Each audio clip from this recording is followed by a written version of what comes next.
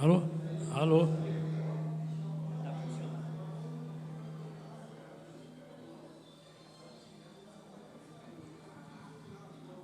Alô?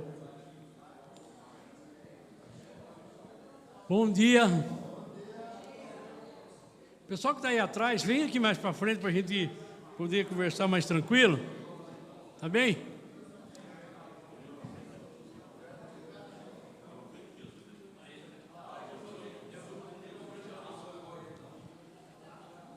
Eu queria, em primeiro lugar, agradecer a presença de vocês aqui e chamar aqui para a mesa a Terezinha dela.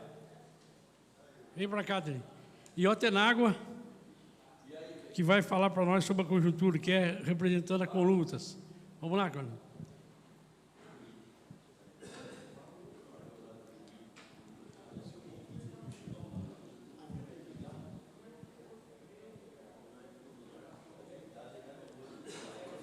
Pode vir. Vem para a mesa. Ela vai dar.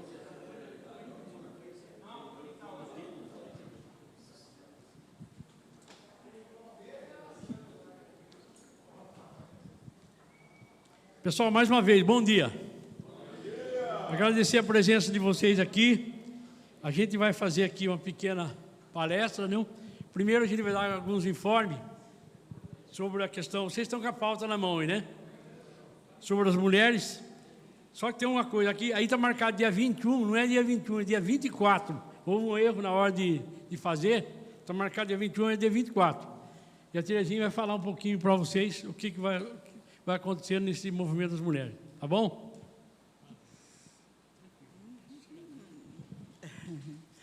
Bom dia, gente. Então, dia 24, a gente tem essa reunião das mulheres. Pode vir as mulheres aposentadas, que não for. É uma reunião de mulheres. Aí a gente vai ter um bate-papo, uma conversinha sobre a saúde da mulher. E é isso. Pode vir quem quiser, e aí a gente vai tomar um café da tarde, e uma reuniãozinha boa. Então, aí quem quiser comparecer, aí eu vou passar uns convitinhos aí, para vocês levar para as esposas, e é isso, tá bom? Só uma coisa, amanhã a gente vai estar em São Paulo, a gente vai fazer o relançamento dessa cartilha que vocês receberam aí, lá na Federação, em São Paulo, né? A gente vai estar, eu, o Gradela, mais algumas pessoas que quiserem ir, vai estar indo com a gente. A gente está saindo daqui 6 horas, porque senão a gente não chega no horário, e a gente está saindo daqui 6 horas da manhã para fazer o relançamento da cartilha lá, tá bem? Quem quiser ir, se tiver mais gente querendo ir, a gente dá um jeito aí para levar, tá bem? Agora o Gradela vai falar algumas coisas para vocês, dar algumas informações para vocês, depois a gente segue aqui.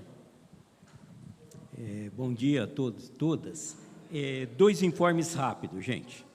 O primeiro é o seguinte, dia 31 de março, nós vamos estar promovendo, junto com os sindicatos metalúrgicos, um ato cujo tema é a ditadura militar no chão de fábrica.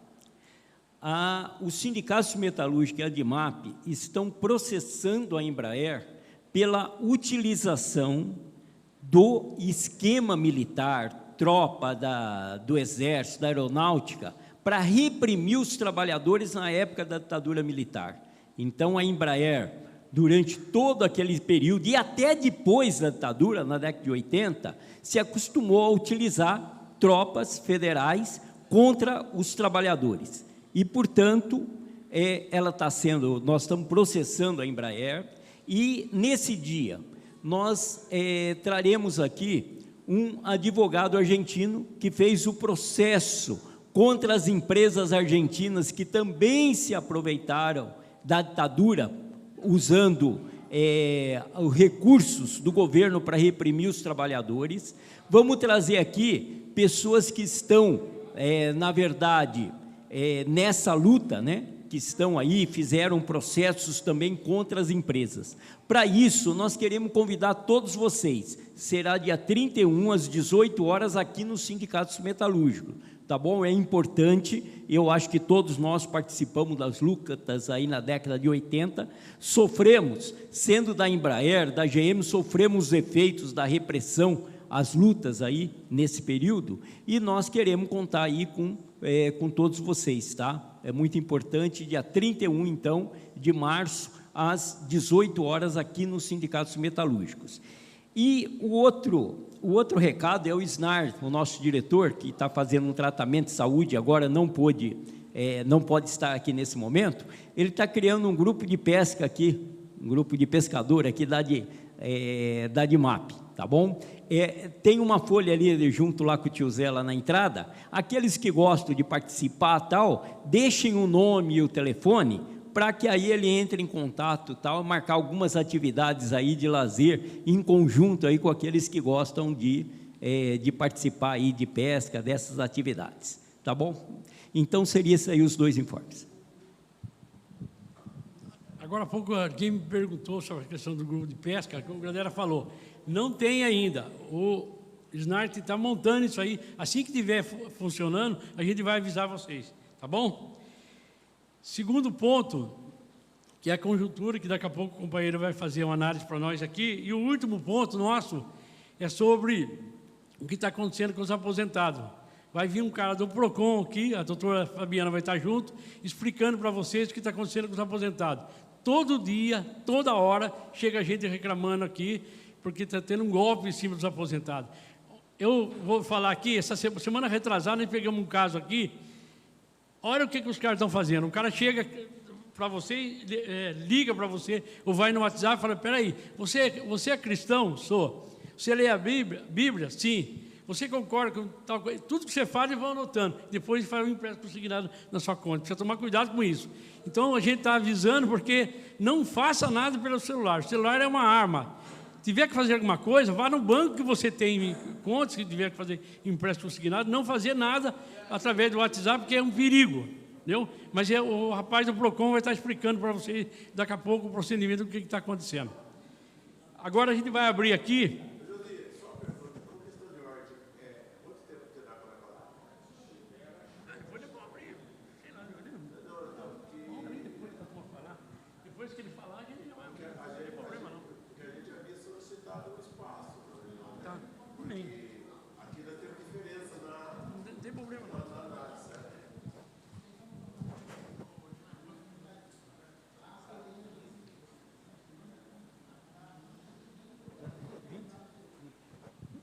Em 20 minutos.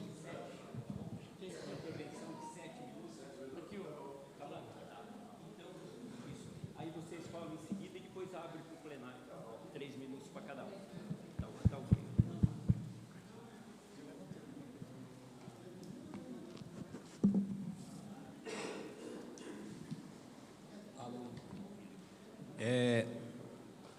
Bom dia a todas e todos. Me ouvem bem? Bom dia. Melhorou aqui eu também, né? Então, camaradas, eu quero mais uma vez agradecer a oportunidade de estar nesta, que já considero também minha casa, que é a DIMAP, do nosso sindicato parceiro, irmão aqui, dos metalúrgicos de São José. Ainda é possível que tenha uma companheira ou um outro companheiro que a gente ainda não tenha se encontrado nas batalhas da luta. Então, meu nome é Atenágoras Lopes, de origem eu sou do Sindicato dos Trabalhadores da Construção Civil de Belém do Pará. Estou aqui na região já há um tempo por conta da tarefa da direção da Secretaria Executiva Nacional da nossa central, a CSP Conutas. Queria dizer que é um enorme prazer, queria remarcar isso mais uma vez, porque aqui a gente fica à vontade, porque a gente pode conversar com aqueles e aquelas que são, digamos, jovens há mais tempo, né? E que carregam mais experiências, seja ela do trabalho, seja ela das relações humanas, e nesse conjunto a experiência também da luta de classe, cada um de nós a sua medida e a sua experiência. O meu objetivo aqui, portanto, queria pedir licença a vocês, eu não vou,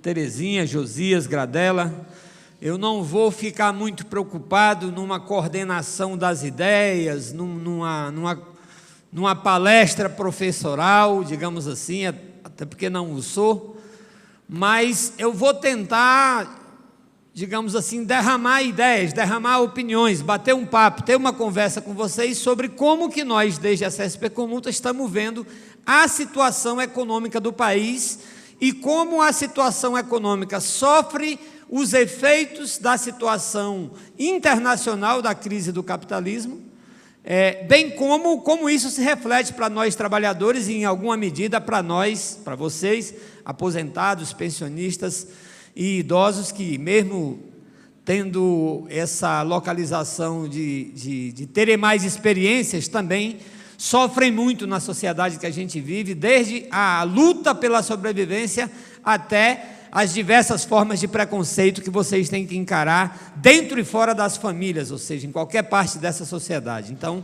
eu vou me ater a trocar imagens, a pensar, digamos assim, com ousadia, o mundo e as tarefas nossas da luta de classe.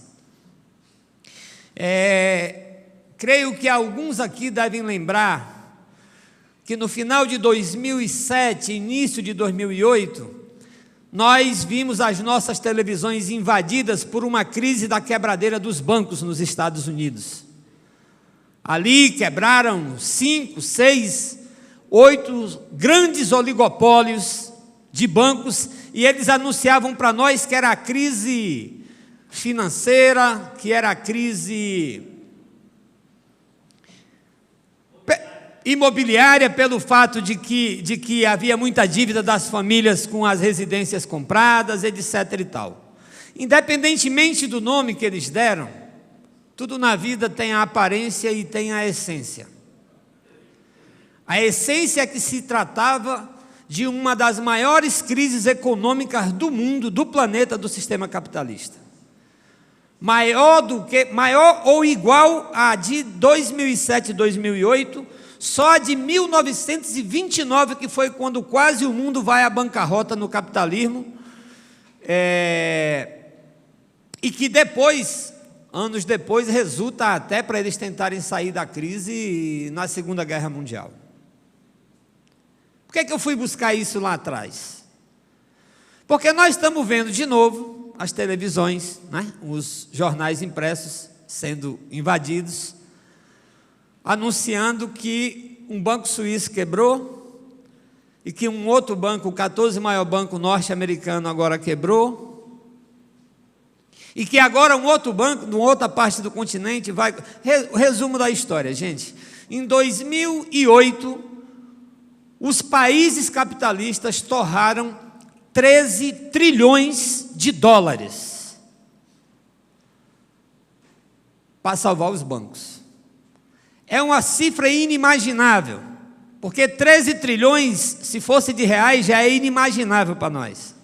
Tipo assim, que dá para comprar tanto com...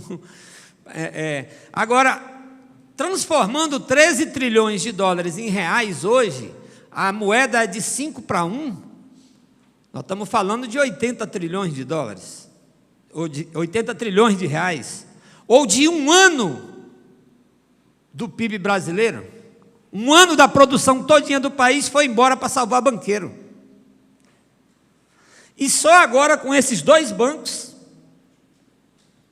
já foram $500 bilhões de dólares que o Biden desembolsou. O que é que isso tem a ver, gente? Porque é só pensar na nossa vida aqui no Brasil.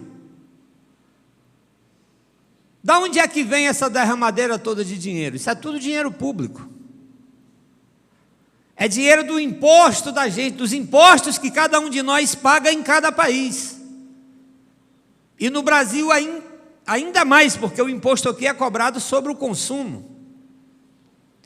E ao retirar essa gama de dinheiro dos estados que têm a tarefa e a obrigação de dar proteção social a quem vive do trabalho, a quem é miserável, a quem passa fome, a quem necessita, a quem precisa de remédio, a quem é idoso, aposentado, pensionista ou recém-nascido, eles secam os cofres públicos para salvar banqueiro. E a nossa vida só piora. Então fazem, desde 2007 até hoje, durante todo esse período, o capitalismo mundial nunca mais conseguiu recompor a sua taxa média de lucro. Taxa média de lucro, vamos imaginar o seguinte, independentemente de quebra uma empresa para lá ou para cá, num país ou no outro, se fecha uma ou outra não empresa, mas tem uma taxa global. Os patrões estão ganhando, os banqueiros estão ganhando em que nível? Esse nível caiu globalmente, somando tudo. Caiu e nunca mais se recuperou. E para além de torrar o dinheiro público, para salvar banqueiro, coisa que todos os governos do mundo naquela época de 2007, 2008 fizeram, todos os governos, fizeram uma caixinha para chegar nesses 13 trilhões de dólares. O governo brasileiro, inclusive, que era o governo Lula, colocou 400 bilhões aí. Fizeram uma caixinha mundial para salvar banqueiro. Todos eles fizeram isso e de lá para cá não conseguiram repor a taxa de lucro. E de lá para cá, como vinha ocorrendo antes, a gente só tem visto retirada de direitos da classe trabalhadora, da juventude, do povo pobre, o aumento da polarização social, dos conflitos, dos imigrantes flagelos de fome, fugindo da fome ou da guerra, pelas imagens que a gente vê toda hora, de um país para o outro, e o outro país fazendo muro, ou muro de concreto, ou muro de fuzil, para impedir as pessoas de passarem de um lado para o outro, morrendo no mar Mediterrâneo. Esse é o retrato da nossa classe. E vejam, alguns de nós, ou talvez todos nós aqui, sempre ouvimos falar que na Europa havia um padrão de vida da classe trabalhadora que era mais elevado do que dos outros lugares do mundo. E esse padrão de vida é porque lá sempre existia uma aposentadoria muito forte. Lá sempre existia um seguro-desemprego que só acabava quando o trabalhador conseguia outro emprego. Não é como aqui, né, que tem 5 parcelas, 3 parcelas. Lá uma previdência pública e um salário do funcionalismo dos operários das fábricas era maior do que o nível mundial. Isso era assim na Alemanha, na França, na Inglaterra. Pois bem, companheiros e companheiras, hoje, a bem da verdade, eu quero falar do dia de amanhã. Amanhã, na França, isso tem tudo a ver com vocês. Amanhã na França se completam 13 dias de greve geral. 13 dias que o povo está na rua, com centenas de presos e espancados pela polícia, contra uma reforma da Previdência que o governo Emmanuel Macron impôs por decreto, porque nem no Congresso ia ser aprovado. Agora veja se isso parece com as nossas lutas aqui de aposentados e pensionistas. Sabe qual é a medida lá que ele decretou? Aumentar a idade mínima de aposentadoria, que lá é 62 anos, ele passou para 64. Parece ou não com o que nós passamos por aqui? Não é igual às reformas da Previdência que vem acontecendo desde de todos os governos, né? Mas especialmente do Fernando Henrique para cá.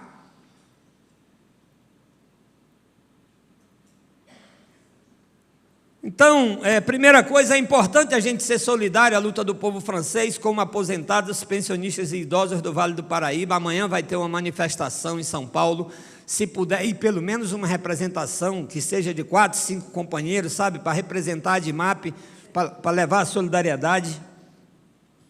Gritar a solidariedade aos aposentados, pensionistas e idosos e aos trabalhadores da França, porque é assim que nós vamos vencer. Se o capitalismo é mundial e ele opera contra nós mundialmente, nós temos que ter unidade mundial. Houve uma polêmica danada aqui no Brasil, porque nós estamos com a maior taxa de juros do mundo, 13%, 13, não sei o que por cento. E nós sempre lutamos pela redução dos juros. Hoje está tendo um dia de mobilização pela redução dos juros, contra a autonomia do Banco Central. Depois eu volto a esse tema. Há um aumento da inflação que continua estagnado.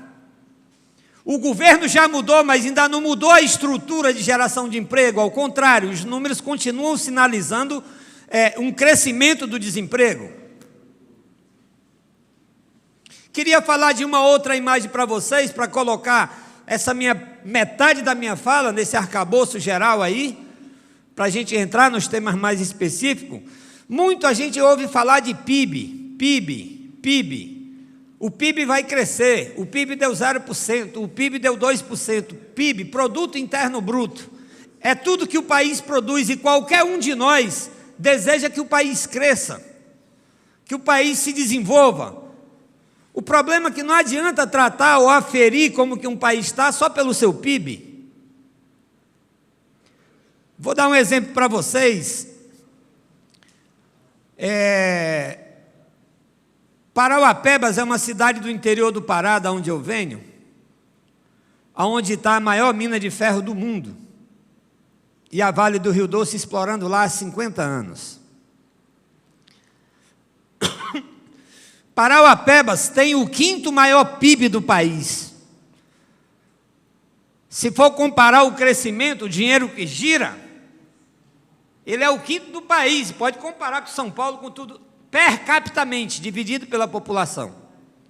O problema é que lá, com toda essa riqueza, 60% da população vive abaixo da linha da pobreza. Então, do que adianta o PIB se não for para servir para quem trabalha?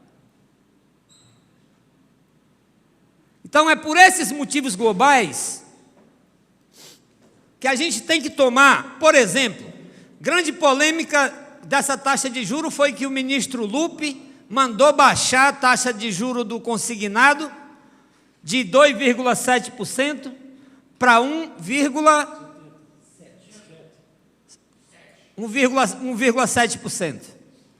Aí os bancos, veja, um Conselho Nacional faz isso, aí os bancos no outro dia vai lá e diz, não, aqui se isso aí for mantido, acabou o consignado, não tem mais.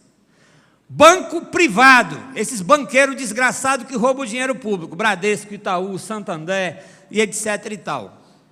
Nós estamos diante de um novo governo.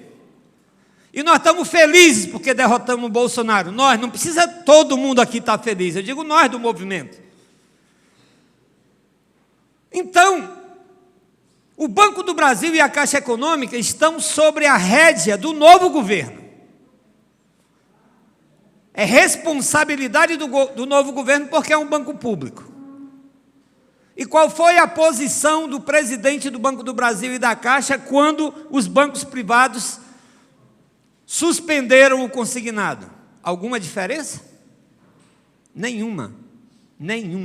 Fizeram igual ao Bradesco, ao Itaú e ao Santander. Igual.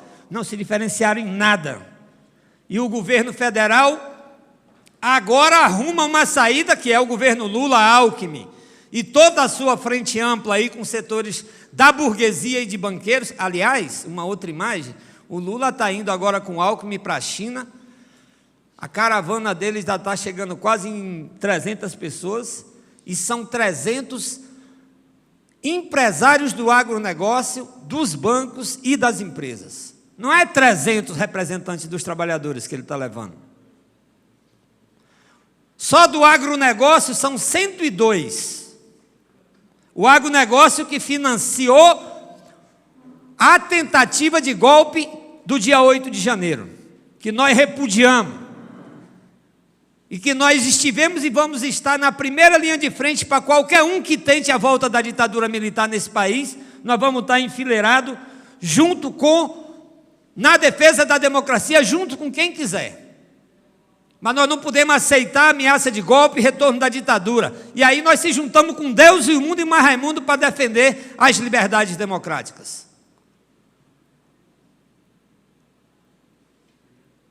Agora, para nós da CSP com Lutas, isso não se confunde com apoiar o governo. Com apoiar as medidas progressivas do governo. Não, o papel de sindicato, o papel de associação de aposentado, o papel de central sindical é, independentemente do governo que está de plantão, se atacar o peão, nós temos que ir para cima dele. Esse é o critério que tem que ser mantido. É por esse motivo que, por exemplo, agora, dia 1º de maio, vai ter um ato nacional, Dia Internacional do Trabalhador e da Trabalhadora, Dia Internacional de Luta. E a CSP com Lutas esteve junto com as outras 9 centrais sindicais brasileiras para organizar o 1º de maio, em São Paulo, um ato nacional. Pois quero anunciar para os companheiros e companheiras, a CSP com Lutas registrou e anuncia que nós não vamos participar do 1º de maio unitário. Nós vamos ter que junto construir um outro, por menor que ele seja. E por qual motivo? Porque o ato do 1º de maio, que as outras 9 centrais vão fazer, não fala nada contra a reforma trabalhista do Temer. Não exige revogar a reforma previdenciária que arrebentou com a nossa aposentadoria. Não exige revogar a reforma do ensino médio, herança maldita do governo Temer e Bolsonaro. E para piorar, é um 1º de maio que tem como principal momento a presença do Lula, ou seja, é um palanque para o Lula e é a abertura da defesa dos interesses da classe trabalhadora. Nós podemos e vamos fazer muitas lutas juntos com as centrais sindicais, com as outras, como estamos fazendo hoje, embora criticando, porque eles só falam da taxa de juros e do Banco Central, só repetindo o que o governo Lula está polemizando com o Banco Central. Esqueceram a nossa bandeira histórica de suspender o pagamento da dívida para poder gerar emprego, renda e assistência social. Ninguém mais fala nisso, como não falam mais em revogar as reformas. Podemos, depois do 1º de maio, ter muitas lutas juntos, desde que não seja lutas para defender o governo, como foi lá presidente do PT, na plenária que juntou todos os movimentos, e nós estávamos lá, literalmente chamar os movimentos a se mobilizarem para defender o governo. Se não for diante de uma ameaça de golpes ou de golpistas, se não for perante a ameaça de fechamento do regime, nós não vamos sair na rua ou botar o povo na rua para defender o governo. O nosso critério é defender o interesse da classe. E o interesse da classe se faz lutando contra qualquer governo, seja ele vermelho, amarelo, azul, não importa. É com independência de classe que nós vamos conseguir defender os nossos direitos, enfrentar o ataque do governo, porque virá. Da semana passada para cá, o debate é o tal do arcabouço fiscal. Vamos ver o que é que vai vir na economia. Arcabouço fiscal, austeridade fiscal, meta fiscal. Cada um usa uma frase para defender uma coisa, que metade do orçamento brasileiro por ano fique reservado para pagar juro e amortização para os banqueiros. E por isso a gente passa a miséria que passa aqui nesse país. Foi assim com todos os governos anteriores, todos, e está sendo assim com esse. Então, o critério da nossa mobilização para lutar por aposentadoria digna, para quem está aposentado, para quem é pensionista, para quem é idoso, mas também para preservar o futuro das presentes gerações, ele depende da nossa compreensão com independência de classe. Ele depende da nossa organização, da nossa unidade, da nossa solidariedade, da nossa compreensão de que o que sofre um trabalhador no Vale do Paraíba, sofre um trabalhador lá no fim do fundo da África do Sul, e que ele é um irmão de classe nossa, e que a dor dele lá tem que ser a nossa dor. E de que, junto com essas mazelas do capital, nós temos que romper as fronteiras do preconceito de raça, de gênero, de sexo, de liberdade, de racismo, de machismo, de violência, porque a classe precisa estar unificada e romper essas barreiras que eles também enfiam na nossa cabeça para nos dividir. Então, como eu falei para os companheiros e companheiras, por certo, é possível que eu não só tenha deixado lacunas, mas como eu tenha cometidos, talvez algum erro para lá ou para cá, mas a opção de contribuir nessa conversa de hoje foi tentar ter uma conversa, essa chuva de ideias, tentar dar imagem às opiniões que a nossa central tem e assim tentar contribuir para que a DIMAP siga na luta, siga organizada e siga sendo esse exemplo que tem sido para os aposentados e pensionistas do nosso país. Muito obrigado pela atenção, camaradas. Joaquim, tem 7 minutos.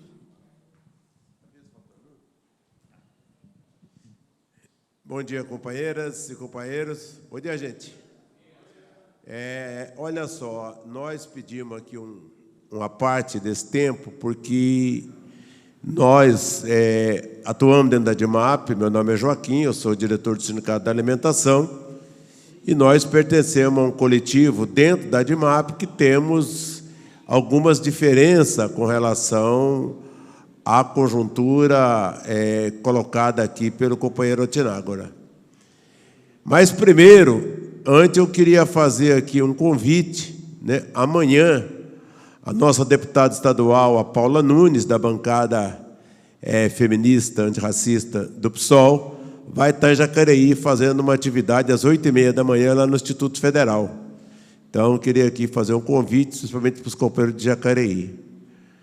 E também aproveitar o companheiro Firmino, que está aqui, que é associado da DIMAP. Depois ele estava pedindo a palavra, porque ele está concorrendo a uma eleição lá em Caçapava, ele gostaria de colocar sobre a eleição, né? E, terceiro, nós estamos no processo eleitoral no Sindicato da Alimentação, no qual eu faço parte. Nós já escrevemos a chapa 1, a chapa da Conlutas, o sindicato nosso também ainda somos filiados à Conlutas, certo? E vamos está aberto o período de inscrição, né, e democraticamente está aberto lá, mas a gente gostaria de que a DIMAP viesse nos apoiar pela luta que nós temos feito junto. Bom, mas saindo disso aqui, vou entrar um pouco da forma que nós entendemos a situação conjuntural do país, né? Eu não vou entrar na questão internacional, acho que o Otinágora falou aqui muito bem, a gente tem acordo com boa parte da análise internacional, mas eu queria pegar um pouco da situação nacional do país. Nós vivemos 6 anos de governos da direita liberal e depois da ultradireita, que foi Bolsonaro e Temer, né? Nesse período, a classe trabalhadora teve muitas perdas, perdeu muitos direitos, né? Tivemos uma reforma trabalhista, tivemos uma reforma da Previdência, né? O movimento sindical, mesmo tendo feito muitas lutas, né, nós não conseguimos derrubar o Bolsonaro e o bolsonarismo cresceu, né? Cresceu a ponto de chegar numa eleição e ter 2 milhões de votos a menos do que o candidato apoiado por nós, quase que o conjunto que está aqui dentro, né? Só que nós ganhamos essa eleição, mas não foi uma eleição ganha pela esquerda do país. Foi uma eleição ganha por uma frente ampla, no qual a gente teve até o Geraldo Alckmin como vice. E nós não tínhamos nenhuma ilusão que um governo Lula com Geraldo Alckmin de vice e com setores da direita apoiando, nós teríamos um governo Lula classista, muito menos revolucionário. Nós não entendia, nós sabíamos da dificuldade que a gente teria, né? E parte disso começou a acontecer logo quando o Lula foi e teve que negociar com o Arthur Lira, né, aquela emenda constitucional lá, liberando 145 bilhões para que ele pudesse cumprir os compromissos que o Bolsonaro tinha feito, que era a questão do Bolsa Família, era a questão do salário mínimo, que apesar de muitos dizer que foi R$18 só, quem cumpriu o salário mínimo de 1.212 para 1.320, que dá 2,81 de aumento real, e nenhuma categoria que está aqui dentro conseguiu esse aumento real no seu salário, foi o Lula, que precisou cumprir esse objetivo aí, né? Eu estou colocando isso porque depois dessa medida que foi feita, né, o início do governo Lula teve várias medidas positivas para a classe trabalhadora.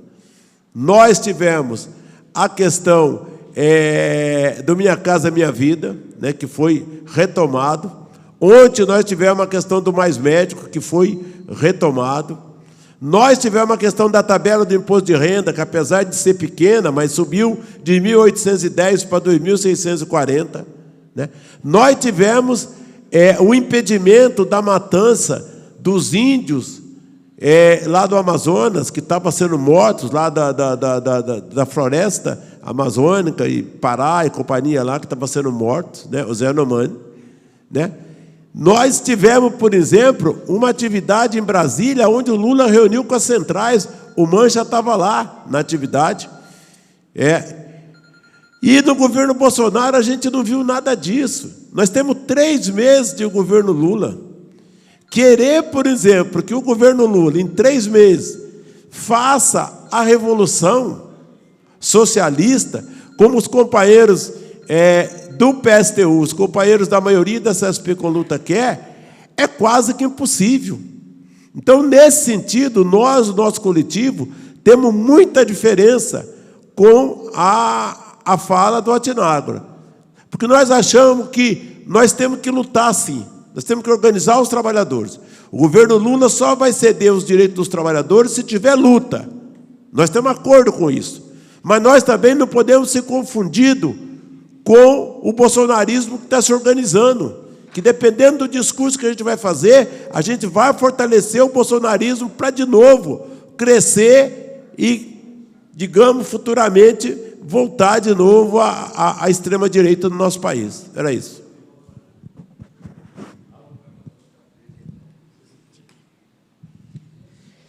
Pessoal, agora a gente vai abrir 3 intervenções de 3 minutos. Eu pedi para as pessoas ser correta, porque senão a gente tem outra palestra para fazer aqui e a gente não vai conseguir sair no horário aqui. Índio, Zé Carlos e o João. Quem primeiro?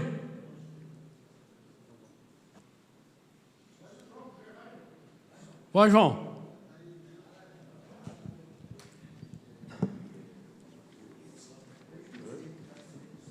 Três minutos, João.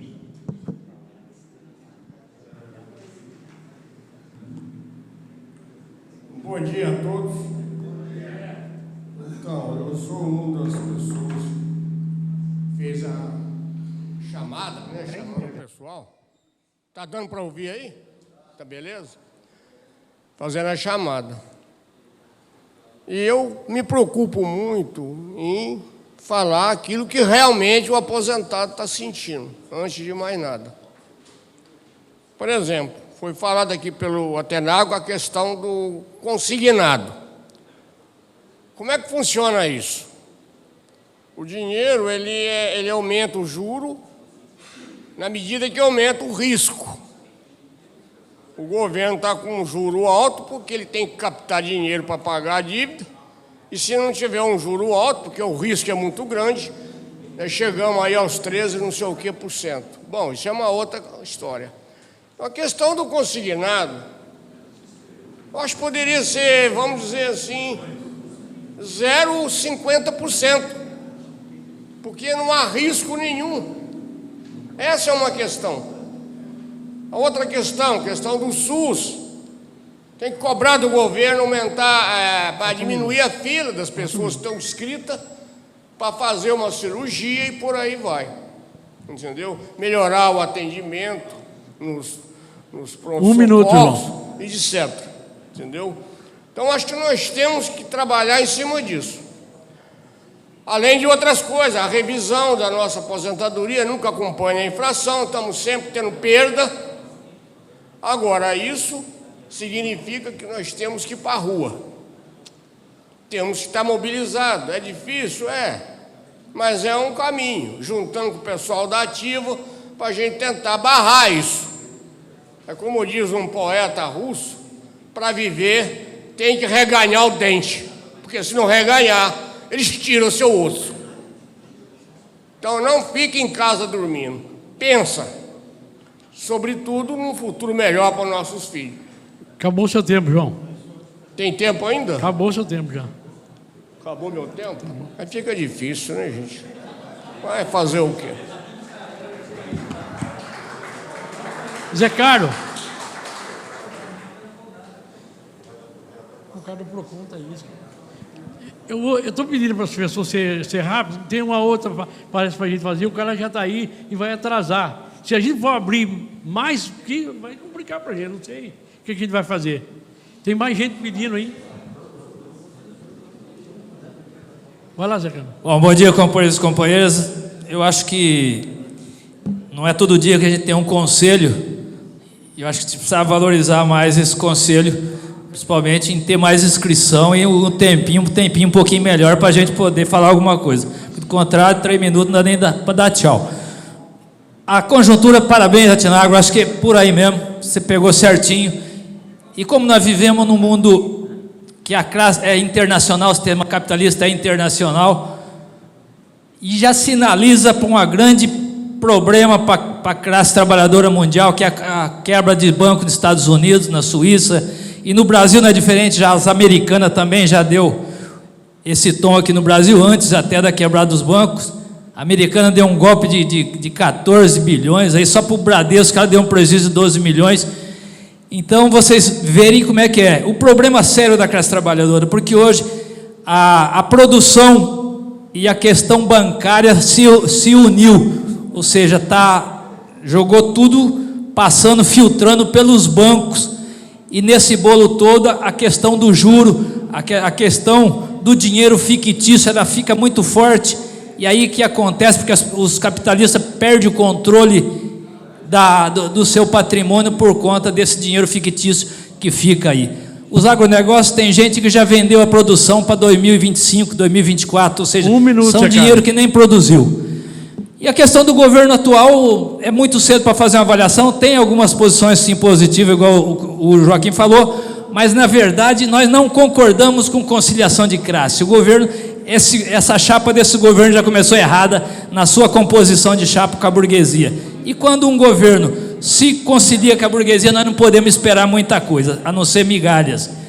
Ou seja, é uma situação complicada e para nós vamos ser oposição a qualquer governo que tenha, porque todos sabemos que todo governo que tiver no poder é um governo que é burguês. E, portanto, temos que falar contra, sim, temos que estar pegando no pé sempre, sim, porque é preciso revogar todas essas reformas que teve, e nesse sentido não vem acontecendo isso, é o que arrebentou a classe trabalhadora e está arrebentando com a reforma da Previdência e tudo mais. Na França está arrebentando lá por conta de 2 anos, aqui passaram de 53 anos para 65 anos e não aconteceu nada, as centrais sindicais continuam imobilizadas.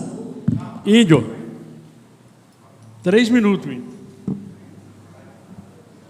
Vou procurar controlar o tempo, porque senão a gente não vai conseguir sair daqui. E tem uma outra coisa para fazer, não vai dar para falar todo mundo. Vai lá, 3 minutos. Bom dia a todos aí, gente. Olha só, eu só me inscrevi porque eu acho que é importante a conjuntura para a gente dar uma localizada aonde a gente está no mundo, né? E hoje existe uma crise mundial, né? Então, semana que vem, está para a discussão aí dos juros nos Estados Unidos, que tem reflexo. No Brasil também vai estar discutindo aí a taxa de juro. Isso que o Atenagro colocou aqui claramente, a questão dos aposentados está piorando muito. É verdade que abaixou o juro do empréstimo consignado, mas ninguém está fazendo. Mas eu queria dizer que quando a gente faz uma conjuntura, a gente tem que ter diferença mesmo, ninguém tem que pensar igual. Agora, foi falado aqui que o PSTU quer que o Lula faça uma revolução. Eu acho que as pessoas têm que começar a analisar o ponto de vista. Nós nunca acreditamos, eu sou PSTU, e a maioria aqui tem gente que não é do PSTU, entendeu? Então, eu acho que colocar as coisas que o PSTU quer fazer, cobrar do Lula para fazer uma revolução, eu não sei onde que surgiu isso aqui, porque o Lula nós convivemos com ele há muito tempo. Ele não defende uma revolução.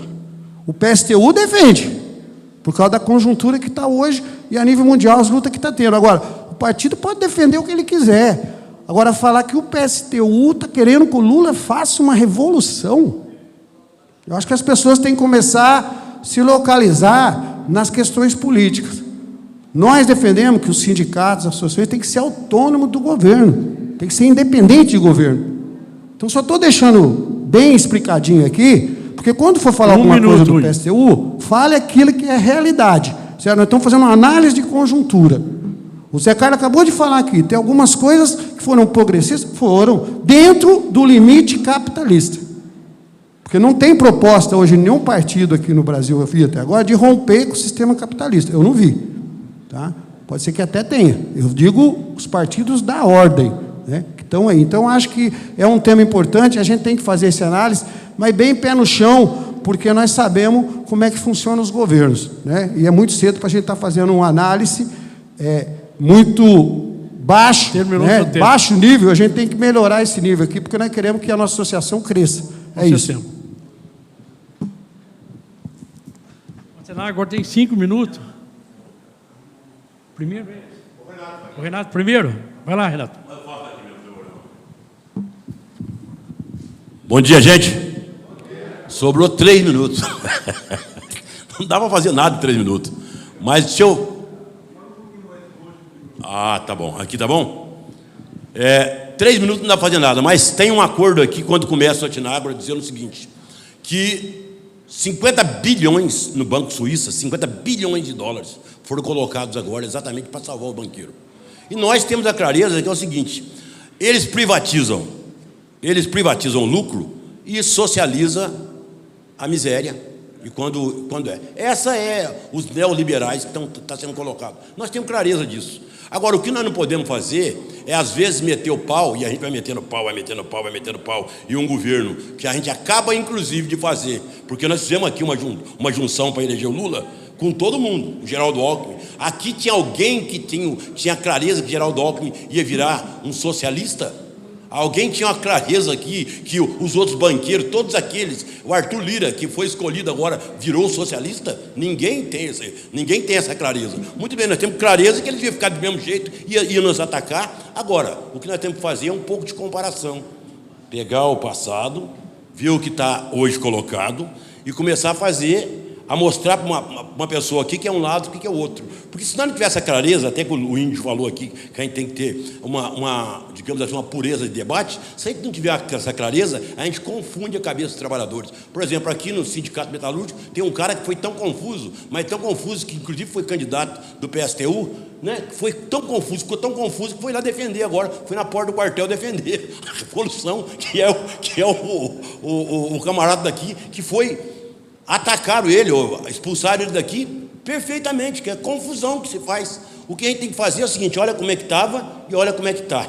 Por exemplo, enfrentar hoje, falar que não tem que ter mais... 1 minuto, Renato. Falar que não tem que ter mais o empréstimo consignado, não é qualquer coisa no Bolsonaro. Agora o Atenágora falou assim, vocês viram o que falou os camaradas do Banco Central? Mas vamos falar a mesma coisa, são tudo banqueiro, nós temos essa clareza.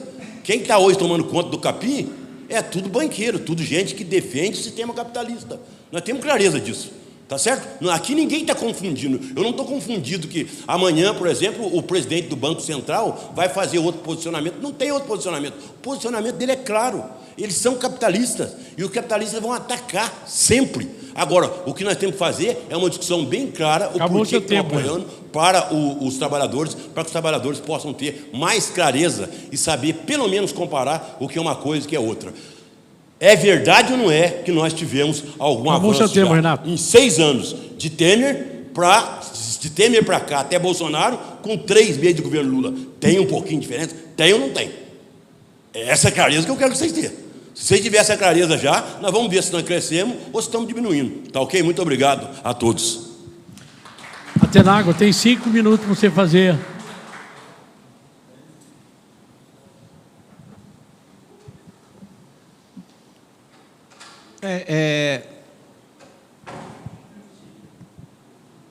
Tenho 5 minutos aqui. Eu queria agradecer a atenção de todos, inclusive agradecer o contraponto feito pelos companheiros que representam aqui a resistência. E cada dia que passa as nossas diferenças só aumentam, né? Nós não estamos, na nossa relação, infelizmente, nós não estamos se aproximando. Vocês estão cada vez mais numa linha que eu estou falando pela CSP Comutas. Não é à toa que o Joaquim vem e diz: nosso sindicato ainda está afiliado na Comutas, quando o programa da chapa deveria ser manter o sindicato para fortalecer a Comutas, mas não é. Mas é da realidade, é da opção de vida, é da natureza das pessoas, e nós vamos seguir, e independente disso, nós vamos fazer muita luta juntos. Eu queria refletir com o plenário, então, agora, dito isso, aliás, com o plenário em geral, ó, vejam, e aí os companheiros todos lembram disso, inclusive Renatão, todo mundo. A ultradireita, igualzinho o Bolsonaro e o Temer, independente de que o Temer era o vice do PT, mas independente disso, quando ele ficou carreira solo, piorou bastante os ataques. A ultradireita na França, na eleição passada, teve 43% dos votos, ameaçou a tomada do poder. E a eleição do Macron, que é um democrata burguês de direita, foi comemorada pela esquerda, a exceção diga entre nós, da Comutas, e também a exceção do PSTU. Foi comemorada por quê? Porque impediu a ultradireita. Pois bem, a vitória foi não ter deixado a ultradireita avançar. Não foi vitória o Macron ganhar como a esquerda mundial comemorou. É a mesma coisa agora. A grande vitória nossa, segundo o nosso juízo, é ter derrotado o Bolsonaro. A grande vitória não é ter eleito o Lula junto com um bando de burguês, traidor e banqueiro. É diferente o que é vitória. Porque, e esse debate, eu esperei também que não ia aparecer tão cedo, viu, Joaquim? E companheiros, não pode ser que todo mundo que mantenha a independência de classe, todo mundo que critique, seja acusado de contribuir para a volta do bolsonarismo. Porque quais são as pautas do bolsonarismo? O bolsonarismo defende revogar a reforma trabalhista do Temer? Não, ele defende a reforma do Temer. Nós da Comutas exigimos que o Lula tem que revogar, e vamos denunciar porque ele não vai revogar. Então a nossa pauta não tem nada a ver com a ultradireita. Nós defendemos que a desgraça contra os aposentados que o governo Temer fez com a reforma da Previdência, o Lula tem que revogar. A ultradireita bolsonarista não defende revogar, defende que ela avance ainda mais, tire mais direito.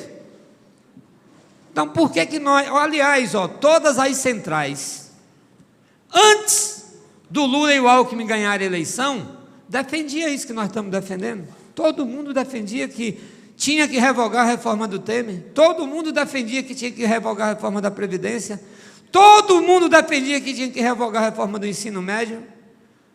Bastou sentar na cadeira, agora não defender mais? Não é fácil, é muito difícil. Inclusive é muito difícil para nós manter a independência de classe, manter esse critério.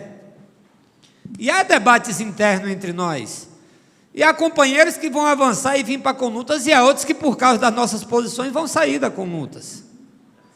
Mas nós não podemos abrir mão, esse é o critério da nossa central, do princípio do programa e da defesa do básico, que é parar de pagar a dívida, para acabar com a fome no país, para ter um plano de obras públicas que gere emprego, congelar e reduzir e congelar o preço dos alimentos e dos combustíveis imediatamente por causa dessa inflação. Criticar duramente, sim, o aumento do salário mínimo. R$18 é meio quilo de carne, gente. 1 minuto, Atenagro. Então, o problema de comparar, não tem comparação com um governo democrata burguês com o governo que defende a ditadura. Então, não nos confundam.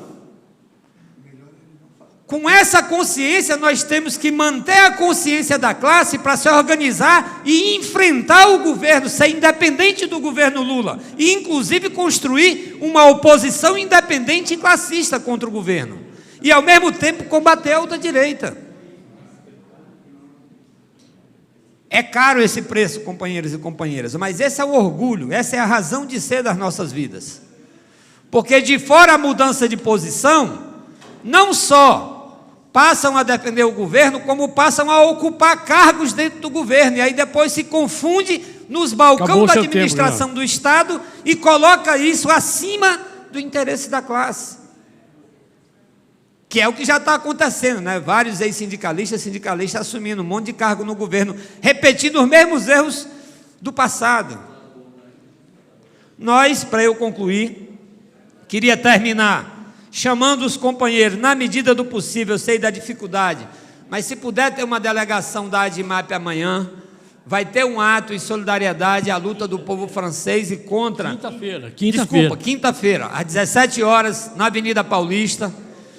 Uma representação da ADIMAP é importante. Eu conversei, inclusive, com o Varley, para que mande uma representação da COBAP, e que a gente possa, junto, construir um 1º de maio classista, independente, com a consciência que, para defender o peão, a gente vai enfrentar qualquer patrão e qualquer governo, independentemente da coloração partidária que ele tenha. Mais uma vez, obrigado pela atenção e vamos à luta, camaradas. Obrigado, Atenágua, o Gradella. Agora a gente vai chamar para a mesa a doutora Fabiana. Não está por aí? Está lá. Terezinha, você passa esse lado aqui. E a Maria Eduarda Chaves Siqueira, representando o PROCON.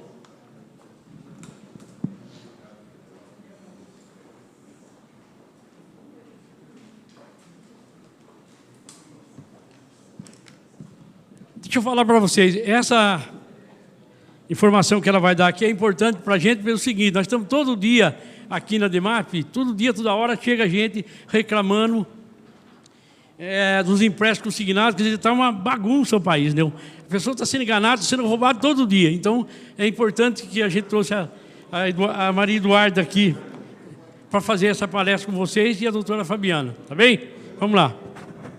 Quanto? 23 minutos, você? Beleza. Bom dia, gente. Bom dia. Bem com vocês? Que bom. Pessoal, doutora Maria Eduarda aqui, representando o PROCON. Ela veio dar uma apresentação para vocês sobre como funciona o PROCON, como eles estão tratando disso. Nós somos um público muito vulnerável, vocês sabem disso. Eu pedi aqui, levanta a mão quem já foi enganado aqui. Quem tentou ser enganado pelo WhatsApp. Você percebe? Dificilmente sobra algum, tá? Nós vamos colocar a apresentação e aí ela vai falar, depois a gente está aberto para as perguntas, tá bom?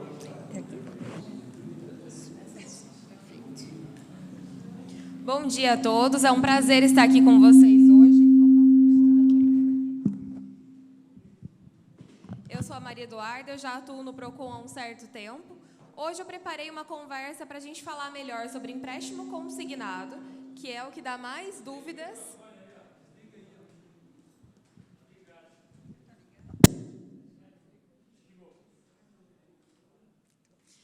A gente vai conversar um pouquinho sobre os princípios básicos do PROCON. Quero saber quem aí já foi atendido no PROCON.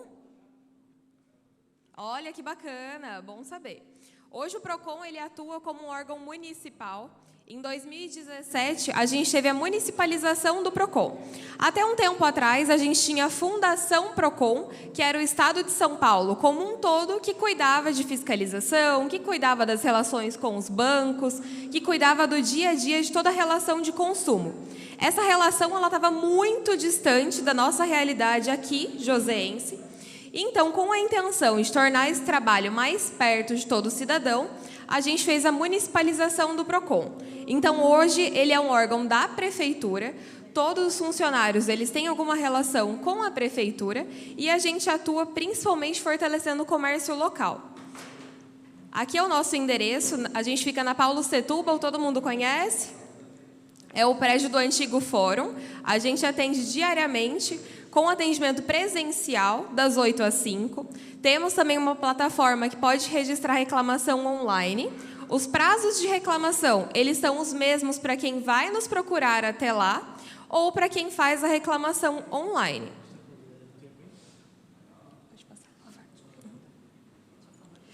Então, o PROCON ele atende como um órgão municipal e a gente atende as demandas que a gente entende onde o consumidor ele é o elo final. Quando a gente fala de uma relação de consumo, propriamente dito, a gente vai ter aí 3 personagens principais. Vai ser o fornecedor, o consumidor e qual é o produto ou serviço que está oferecendo.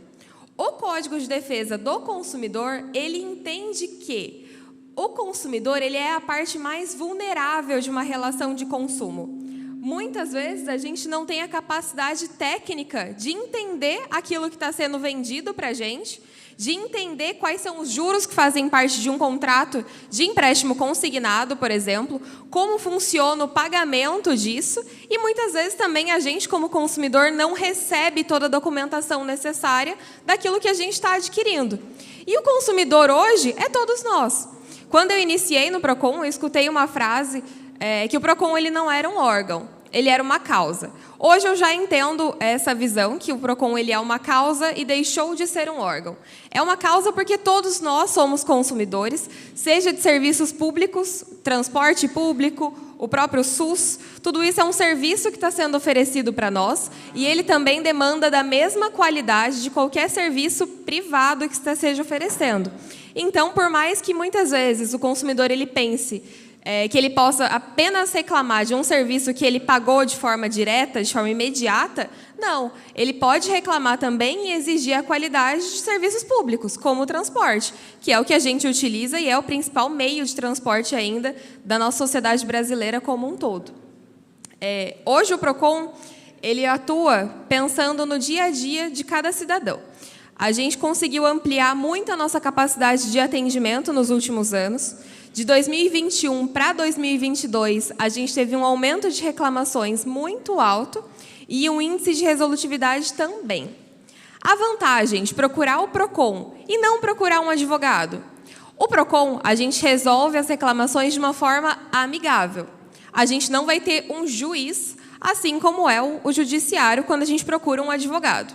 O PROCON ele vai resolver o conflito de uma forma administrativa. Então, isso é, a gente chama a empresa para conversar, vai escutar o ponto de vista dela e vai cobrar que o direito do consumidor ele seja respeitado. Agora, a gente está tendo aí um foco muito grande na questão de empréstimo consignado. O empréstimo consignado ele é um problema muito grande que a gente enfrenta, seja ele pela segurança na hora da contratação, ou seja ele pelos valores que são cobrados. Principalmente porque o consumidor idoso ele é o principal ponto do empréstimo consignado. A gente recebe diariamente uma demanda muito alta de fraudes que acontecem na hora de contratação do empréstimo consignado. O idoso, muitas vezes, por ele ser mais vulnerável, por ele não entender cláusulas contratuais, ou até mesmo quando ele recebe ligações de número desconhecido e atende, acaba caindo em contratações indevidas. O empréstimo consignado, acredito que a maioria de vocês já tem esse conhecimento, mas é legal a gente lembrar. Ele é uma modalidade de empréstimo que é descontado direto na folha do benefício. Então, o consumidor ele não consegue se esquivar de fazer esse pagamento. Então, por mais que seja uma contratação indevida e ela tenha sido formalizada, infelizmente, isso vai começar a ser descontado mensalmente desse consumidor que foi lesado, até que se consiga resolver o problema. A nossa demanda principal é em questão de fraudes, porque o consumidor ele recebe o seu benefício mensalmente, acredita que está tudo bem, e quando ele vai fazer o saque, ele descobre que está tendo um desconto muito alto. O empréstimo consignado ele tem uma margem de 30%, que é o que pode comprometer mensalmente a aposentadoria ou qualquer tipo de benefício que seja da Previdência Social, e mais 5% referente a cartão de crédito consignado.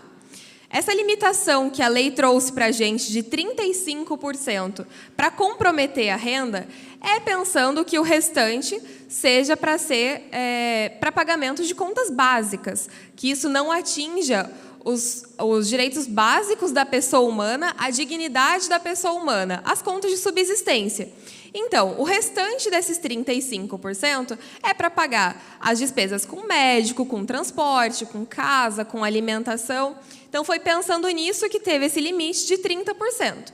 Mas, infelizmente, esse limite de 30%, ele ainda é algo que mensalmente significa grande parte da aposentadoria que o pensionista ele vai receber ou o aposentado.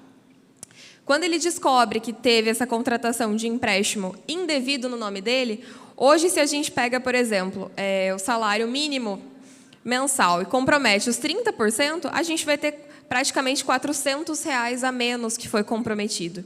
E para quem costuma ter uma organização que depende desse valor exatamente no mês para suprir as suas contas básicas, é um grande golpe quando se depara com essa situação.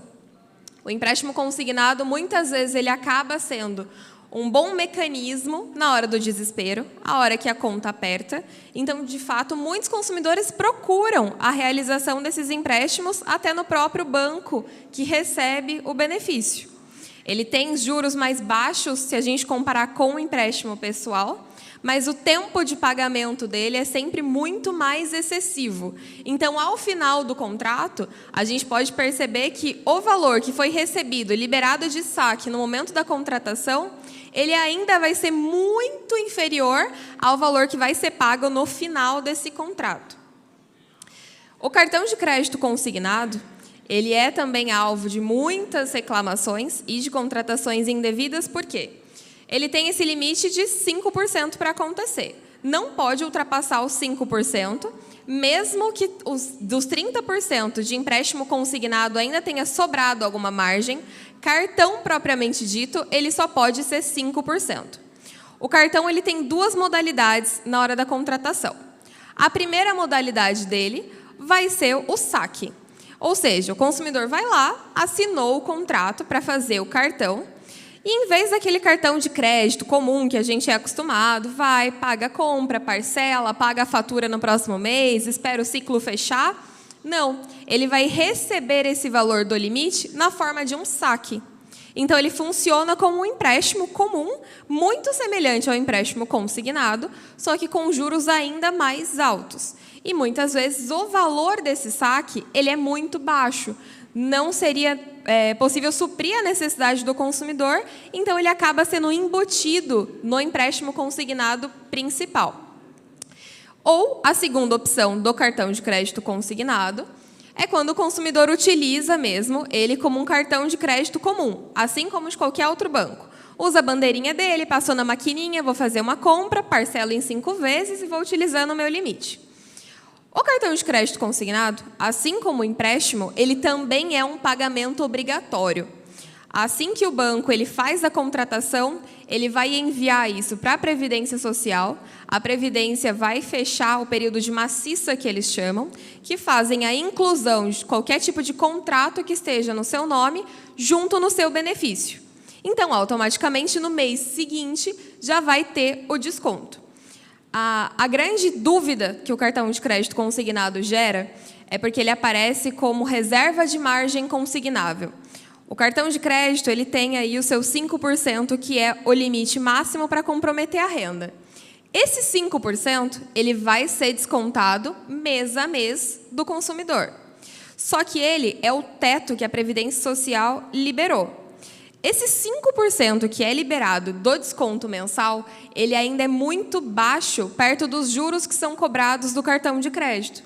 Então, o consumidor pensa que ele já está pagando de fato o cartão de crédito quando desconta do pagamento dele todos os meses os 5%. Ele vai perceber que vai ter o desconto específico, muitas vezes ele é descrito no extrato bancário como RMC, que é a reserva de margem consignável. Ele acredita que o pagamento está sendo feito e que o valor da dívida principal está sendo abatida. Estou fazendo meu pagamento mês a mês, continuo fazendo isso de boa fé. Aí que mora a surpresa. Esse valor que é descontado é como se fosse um abatimento proporcional aos juros. A dívida principal do cartão de crédito, ela ficou lá presa no banco.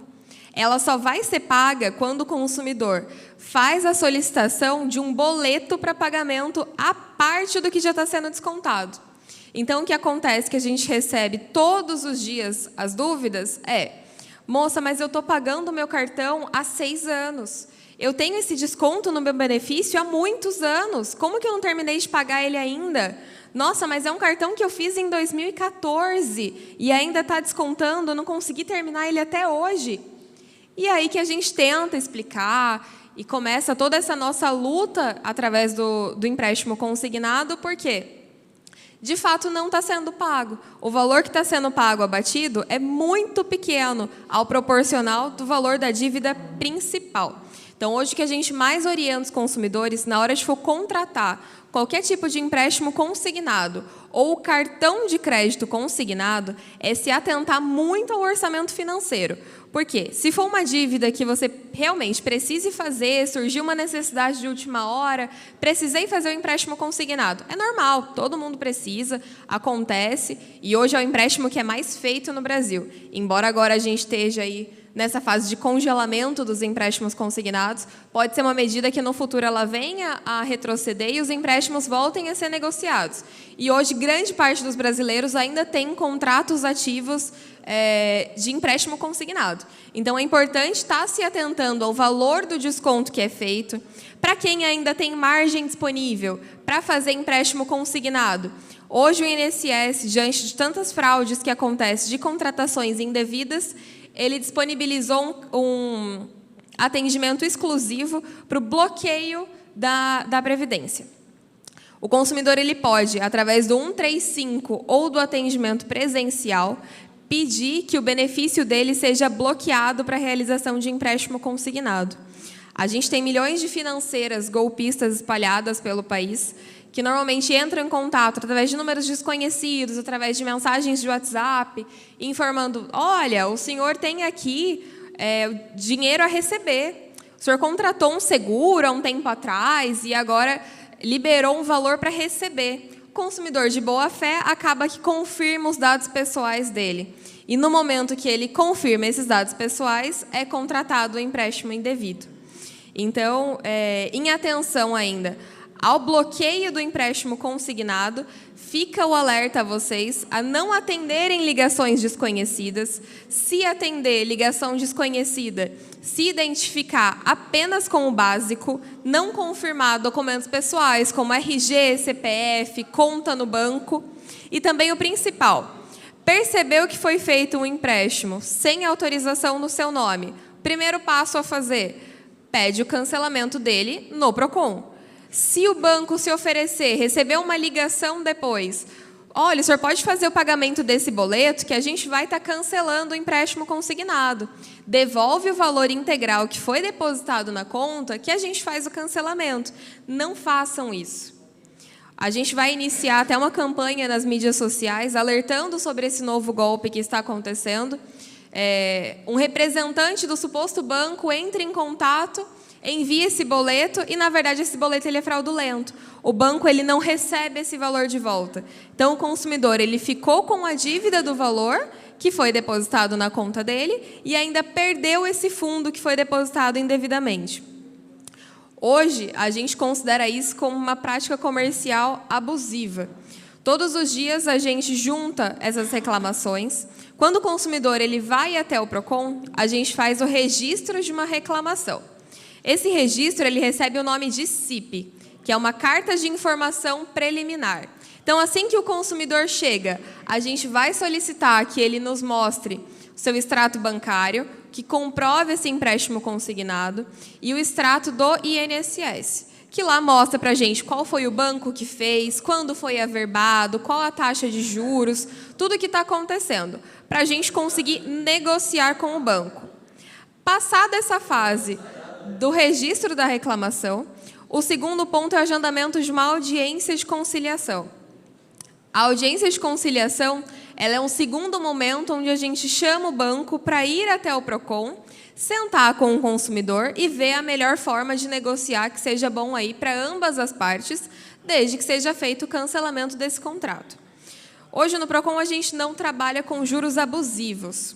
A gente não contesta os juros abusivos propriamente dito, por ser uma questão que depende de uma análise contábil ampla e que o órgão ainda não possui. O que a gente faz são propostas de acordo. Muitas vezes o consumidor nos procura falando que o valor está excessivo, que está comprometendo grande parte da sua renda mensal. Está ficando mais difícil, o orçamento apertou, quando eu contratei não era esse valor aumentou. Então, o que a gente faz? Uma proposta de acordo. Ano passado, a gente teve uma lei que ela foi criada para atualizar o Código de Defesa do Consumidor. Ela trouxe um ponto importante, que é a questão do superendividamento. O superendividamento ele foi amplamente divulgado nas redes sociais, nos jornais. O superendividamento é quando o consumidor ele vai procurar o PROCON ou até mesmo a Justiça diretamente para falar que ele precisa renegociar as dívidas dele, que realmente chegou num valor muito excessivo, que está difícil para continuar com os pagamentos mensais. Então, a questão do superendividamento é uma coisa que a gente também trabalha. Então, qualquer demanda que esteja comprometendo a ordem econômica desse consumidor, a gente consegue abrir o tipo de reclamação que vai ser designada a questão do superendividamento, tentando aí buscar o equilíbrio nessa relação de consumo e a harmonia para o consumidor. O que mais interessa para o governo, na verdade, vai ser a questão desse consumidor ele estar ativo. A gente sempre busca chegar em acordos direto com as empresas e com o consumidor, porque a gente precisa de dinheiro circulando. A gente precisa de dinheiro na praça. A gente precisa que o consumidor ele volte a ter o poder de compra dele. Então, em momento nenhum, isso pode ser cerceado. A gente tem um balanço na economia muito grande se o consumidor ele fica fragilizado, se ele perde os seus limites de compra, se ele tem o seu nome restrito aos órgãos de proteção. Isso, de certa forma, é como se a gente estivesse desacelerando a economia, tanto a economia local quanto federal, numa escala maior. Então, a busca sempre é por essa economia. Por isso, o PROCON está sempre de portas abertas, vocês podem ir até lá, pode contar os seus problemas, pode tentar renegociar as dívidas, pode fazer uma reclamação, pode alegar a questão do superendividamento, que a gente vai estar buscando fazer esse auxílio. Pode passar. É vídeo de uma reportagem, vê se vai rodar.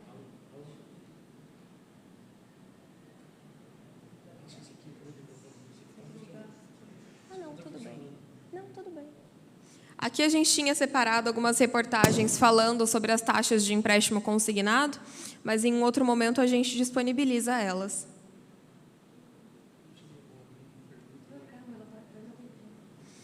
Se vocês quiserem, já podem iniciar as perguntas, tá bom? A gente pode falar, inclusive, de outros assuntos. Se forem dúvidas que não forem referentes a empréstimo consignado, eu também estou aqui à disposição.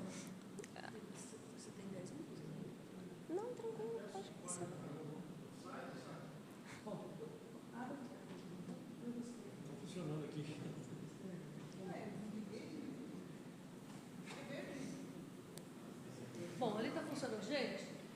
Vamos se inscrever, então? A gente vai abrir uma pergunta. Bom? Sim, pode abrir.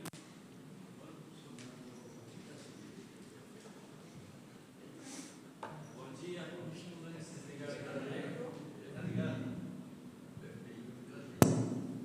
Bom dia, companheira. Parabéns pelo tema. Acho que isso é de necessidade importantíssima. Eu queria aqui fazer um depoimento a respeito de uma coisa que aconteceu comigo. eu não tenho vergonha nenhuma porque falar que eu caí num golpe do SMS, que mandaram para o meu celular um SMS falando, sua compra foi aprovada, 3 mil não sei quanto lá, e eu não tinha feito compra nenhuma.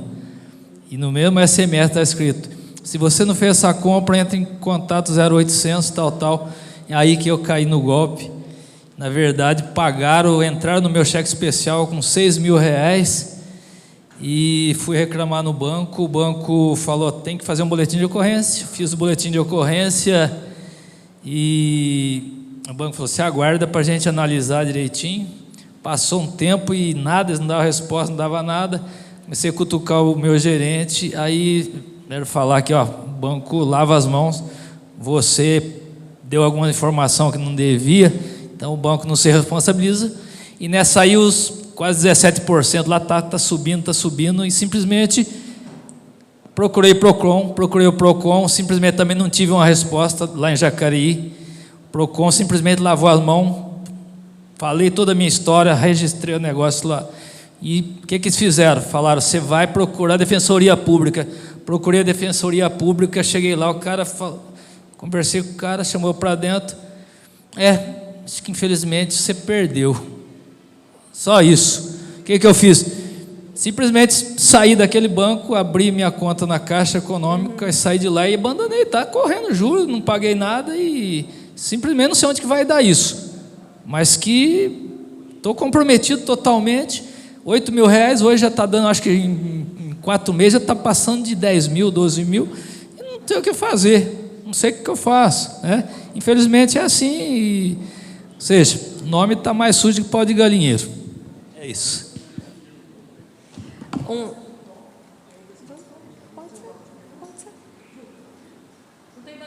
me inscrevi depois do Ju, não tem ninguém mais inscrito, se vocês quiserem se inscrever, a gente vai fazer um bloco de 5, depois ela responde e depois sai mais.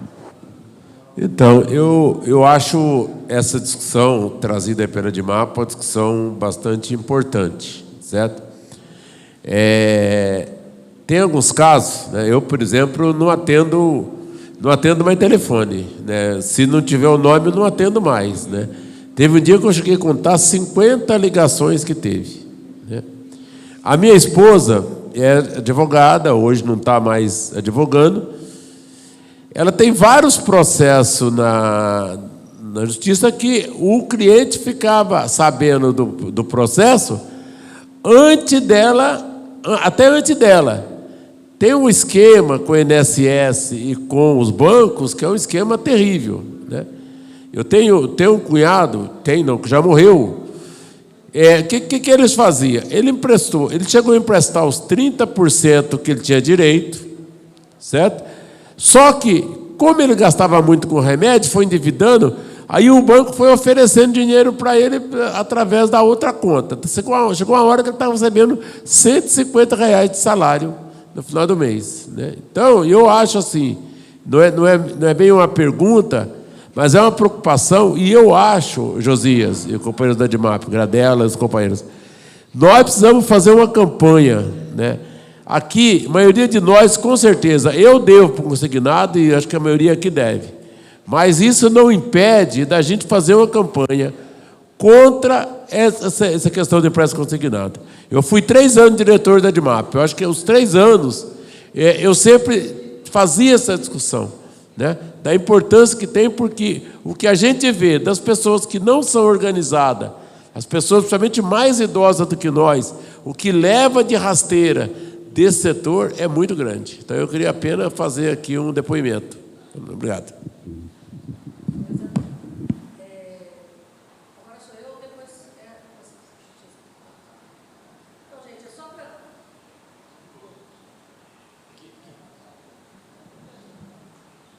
Alô?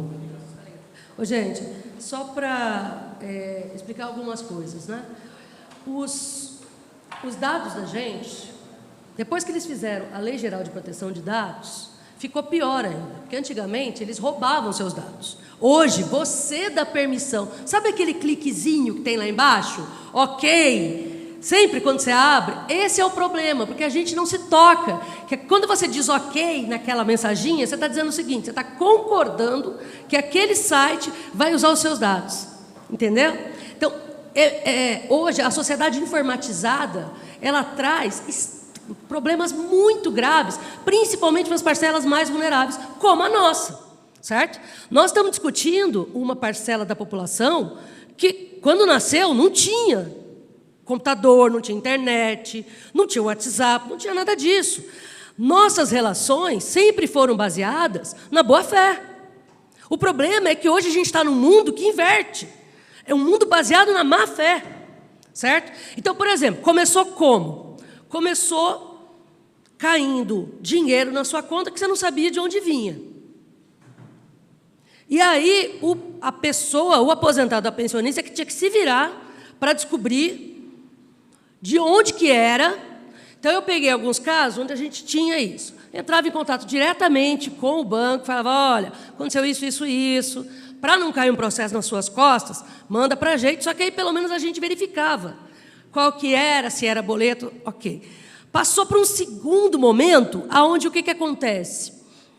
O dinheiro cai, só que eles entram em contato e a pessoa não percebe. A gente teve um caso em que o boleto tinha um timbre, supostamente. Só que você ia ver, o CNPJ do favorecido não tinha nada a ver com a entidade do timbre. Ou seja, eles usaram você, o dinheiro passou pela conta e foi parar em terceira pessoa. Entendeu? Agora, qual que é a dificuldade disso? Exatamente a prova de quem que enganou quem. Porque a gente, às vezes, não consegue achar quem é que enganou. Então, assim, resumo da obra. O PROCON é um órgão muito importante quando a gente sabe mexer nos caminhos corretos, certo? Juros abusivos, margem indevida, de fato o PROCON não entra nesse mérito, mas a DIMAP entra. Então, por isso que a gente chamou o PROCON aqui, para a gente explicar para vocês. A gente está oferecendo isso para os sócios da DIMAP, que hoje a gente pode fazer reclamações do PROCON diretamente na DIMAP, porque a gente tem a senha, a gente entra com o processo diretamente na DIMAP. Não deu certo? A gente pode provocar o judiciário. Por quê? Porque o aposentado, o consumidor, na verdade, nós estamos falando hipervulnerável. Por quê? Porque já é vulnerável por ser o consumidor e a parte mais fraca na relação entre o fornecedor, banco ou a financeira, e é mais ainda vulnerável por ser aposentado idoso, certo? Por isso, isso é o papel da DIMAP, é ajudar o aposentado nesses casos. Então, vamos lá, Zé Carlos, vamos ver o que dá para fazer, entendeu? O judiciário, evidentemente, que a gente não vai... É uma avalanche de processos no judiciário. Tem decisão para tudo quanto é lado. Eu tenho decisões, por exemplo, que o banco não quis fazer perícia. Na época que fazia contrato assinado, não quis fazer perícia se era ou não era assinatura. Pois bem, a juíza foi lá e, pumba, condenou o banco. Falou assim, se você não quer fazer perícia, então você está assumindo que boa coisa não é, entendeu? Teve casos que precisou fazer perícia. Teve outros casos que o juiz falou igual falaram para você. Ah, não, mas isso aí foi você que foi, tipo, desculpa a expressão, perdeu o Playboy. Você que não prestou atenção. Só que a gente não aceita isso. Em último caso, a gente pode até ser sacaneado pela justiça, mas que nós vamos incomodar um bocado, nós vamos. Assis.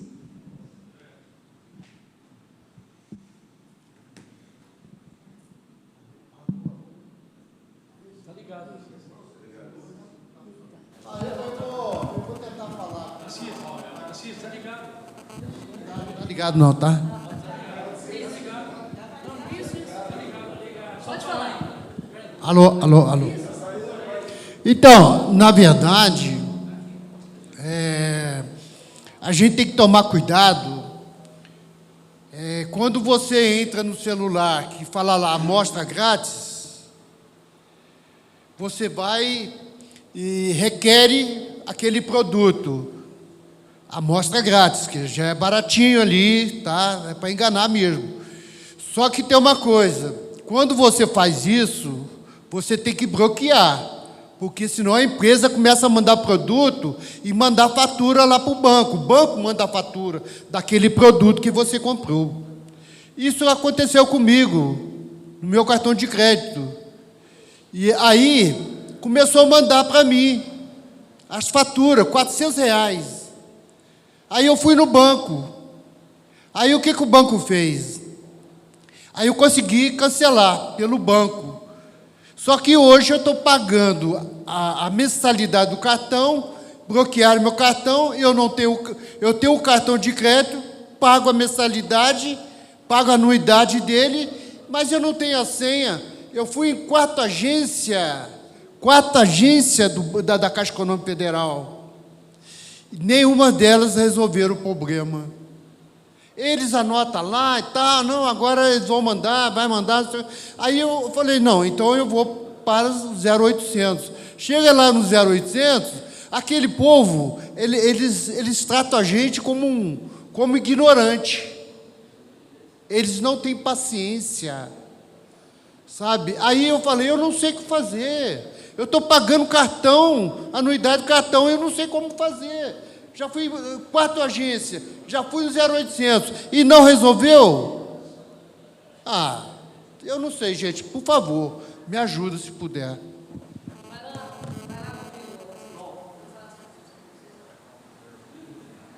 Não, antes do João, é o José, ali, ó.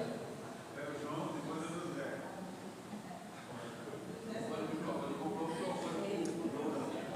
Então, gente, meu nome é José, eu fui diretor de sindicato metalúrgico por 2 mandatos, há muitos anos atrás, e estive muitos anos fora daqui de São José. Eu só queria dizer uma coisa para vocês. O maior inimigo que nós temos é o celular. Que as pessoas precisam aprender a ser educado como lidam com o celular. Como nós somos aposentados e muitas vezes nós pegamos no nosso celular e ficamos o dia todo vendo coisas que não deveria, essas coisas, não sei se vocês já perceberam que quando vocês entram num link no Facebook, no Facebook, no outro dia você entra, começa a chegar tudo coisas relacionadas àquilo que você viu. Entendeu? Então, nós precisamos ter muito cuidado com isso, como a senhora aqui falou. E outro detalhe, o que nós temos que fazer, eu moro lá em Paraibuna, num sítio lá, a semana passada eu vi uma van de uma companhia de empréstimo, Sicredi. Daí eu até estava conversando com meu amigo assim, falei, interessante, porque eles não vão levar essa van lá no Aquários. Por quê? Porque lá não tem pessoas que ganham R$2.000, R$3.000, com a situação ferrada, para ir lá na mesma hora pegar empréstimo. Então, eles vão usar os pobres, os pobres, para continuar explorando, porque é um dinheiro que é 100% garantido, e é um dinheiro que eles vão receber de todas as formas. Então, exatamente por isso. E outra questão que eu gostaria de que as pessoas entendessem, que nós precisamos aprender a fazer o nosso cuidado financeiro.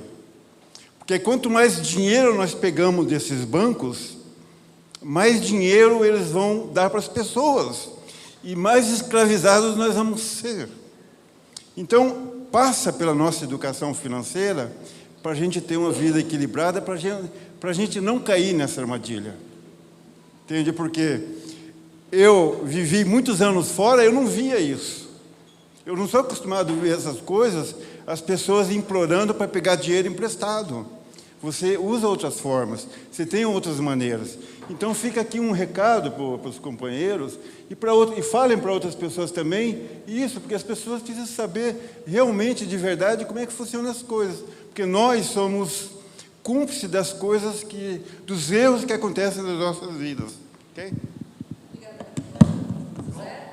João é o último inscrito. Alguém mais se inscreveu? Eu não vi?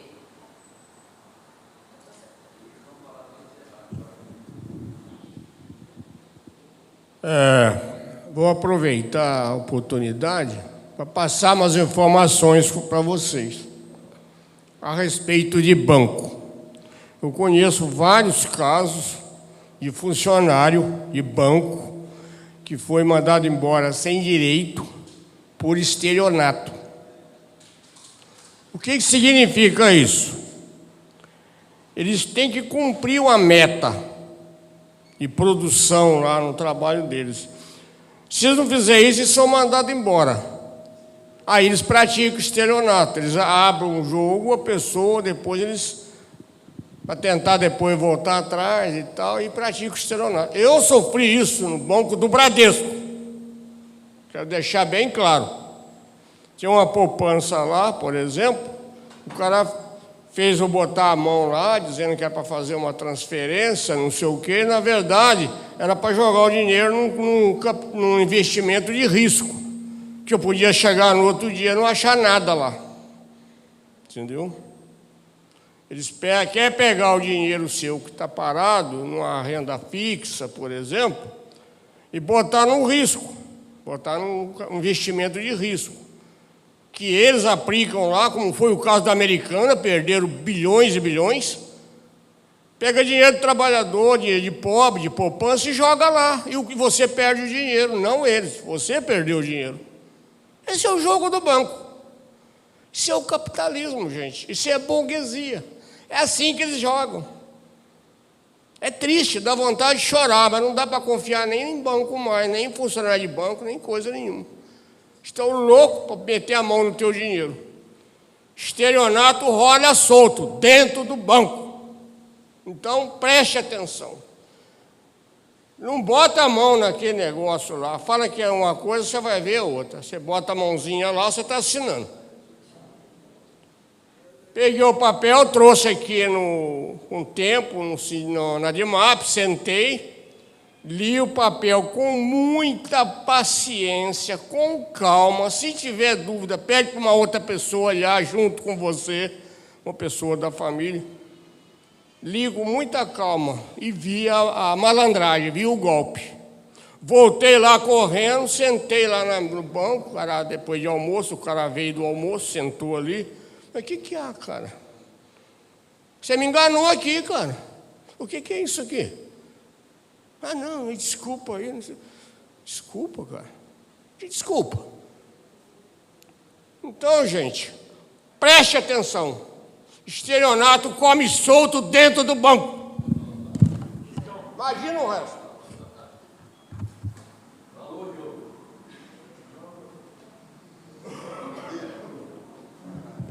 Eu só queria saber se tem como se antecipar consignado. Só isso. Antecipar? É. Como assim? Quanto você pode... Pagar? É. Ah, sim. Então, só isso. Gente, é isso que eu ia falar. É isso que eu ia falar. Índio. Eu queria só entender, explicar melhor, que era super endividamento. Tá. Eu acho que eu estou nisso, mas não sei, eu não entendi direito. Não, gente, se você fala, eu também Pode posso deixar. complementar. Combinado. Gente, alguém mais quer falar com alguma coisa? Nós temos tempo. Não? Então eu vou passar para a Maria Eduarda e depois eu faço algumas considerações. Começando aqui pela última dúvida, qualquer dívida, seja ela de empréstimo consignado, cartão de crédito consignado, qualquer tipo de parcelamento que vocês tenham, é possível antecipar o pagamento. Os bancos, normalmente, eles adotam uma postura de negar esse tipo de serviço pela questão dos juros, que são embutidos ao final do contrato. Então, automaticamente, se eu tenho um contrato, por exemplo, de 3 anos, quero pagar ele em 1 ano, já paguei uma parte, vou antecipar o restante. O banco ele vai ser obrigado a fazer o abatimento legal destes juros que foram embutidos até o final do contrato. Então, por ele ficar em uma posição de desvantagem, os bancos acabam por adotar essa postura. A gente não faz esse tipo de negociação, não é possível antecipar parcelas, não é possível fazer quitação total do contrato, pensando na vantagem que eles vão oferir com isso. Mas isso é uma prática abusiva e todo mundo tem direito de antecipar o empréstimo consignado, independente do momento do contrato que ele esteja. Se eu paguei apenas uma parcela do contrato, eu posso já antecipar qualquer parcela que eu queira, ou mesmo quitar esse valor final. O ponto mais importante aqui que vocês mencionaram, a doutora Fabiana também mencionou muito bem, é a questão de proteção dos dados.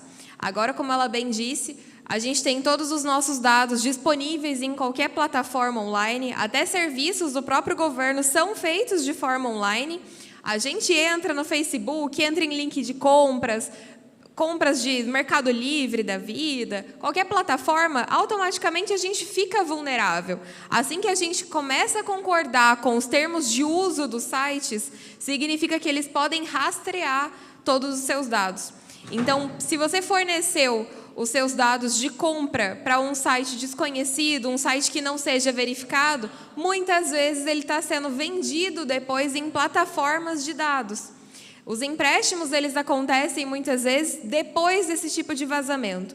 O consumidor, ele nem sabe que o banco tem essas informações dele. É um banco que muitas vezes ele não teve conta, ele nunca foi até lá e descobriu que tem uma conta aberta, descobriu que foi feito um empréstimo, descobriu que tem um cartão, que tem uma dívida de anos, e é uma compra que ele nem imaginava. E é por esse vazamento de dados.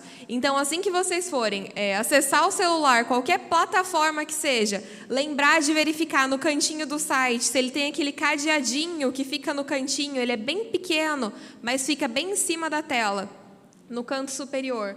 Até se a gente conseguir abrir. Normalmente, esses sites que têm o cadeadinho, ele tem uma verificação de segurança. A chance de ter um vazamento de dados através de sites que tenham esse cadeadinho em cima são menores. Não que isso não vá ocorrer, mas é uma coisa que traga um pouco mais de segurança para vocês. A modalidade do empréstimo consignado, por mais que ele siga uma instrução normativa da própria Previdência Social, falando a documentação necessária para fazer esse tipo de contratação, e isso depende da apresentação do documento de identificação pessoal de vocês, original, cópia de RG, cópia de CPF, a assinatura, hoje a gente tem a assinatura digital.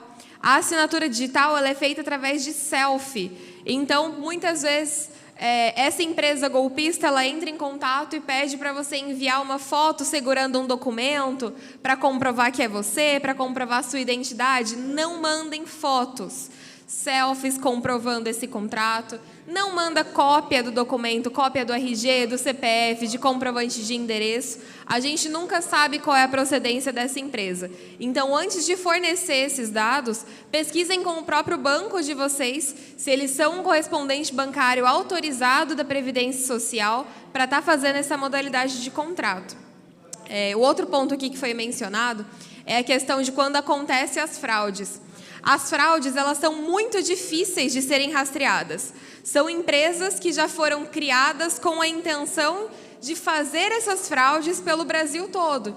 Então, para conseguir encontrar rastros dessa empresa, seja pela internet, seja pelo telefone, é muito complicado.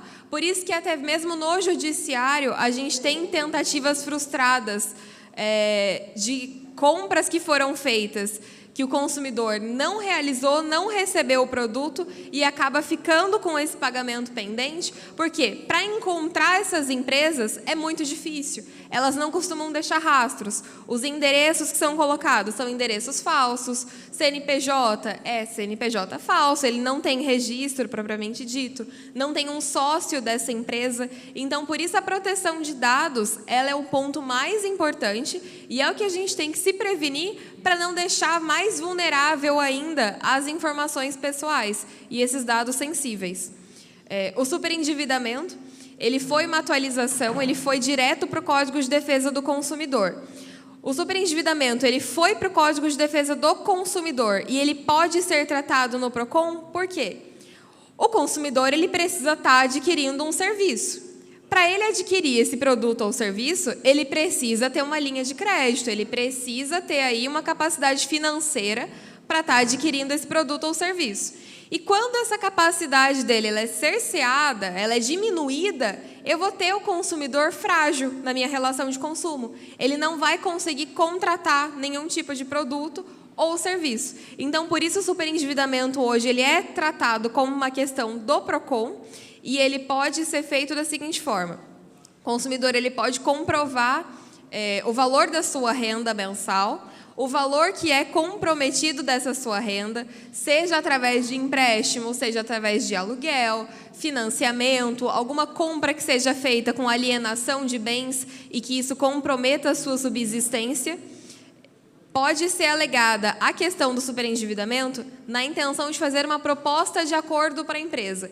Então, por exemplo, se eu faço pagamento mensal de uma parcela muito alta de um financiamento que está comprometendo a minha capacidade mensal de arcar com as necessidades básicas, o superendividamento ele entra em cena.